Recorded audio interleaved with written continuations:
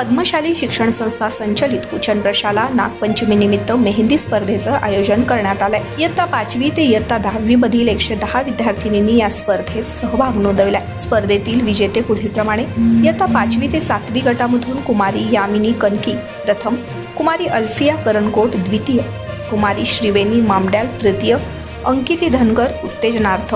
इयत्ता 8वी ते 10वी गटामधून कुमारी गीतांजली वाकोडे प्रथम, संजना चकोले द्वितीय, कुमारी मिसबा शेख तृतीय, श्रीलक्ष्मी गाजूल, श्वेता बोधुल विभागातून उत्तेजनार्थ क्रमांक देण्यात आले। प्राचार्य युवराज मेटे, उपप्राचार्य अनिल निंबाळकर यांच्या मार्गदर्शनाखाली ही स्पर्धा घेण्यात आली आहे। या स्पर्धेसाठी प्रियंका महेंद्रकर व माधुरी कुलकर्णी यांनी परिश्रम घेतले। या प्रसंगी उपमुख्याध्यापक मधुकर धर्मसाले, पर्यवेक्षक दत्तात्रय मेरगू, रणिता सामल, मल्लिकार्जुन जोकारे व सर्व शिक्षक शिक्षकेतर कर्मचारी यांचे सहकार्य लाभले।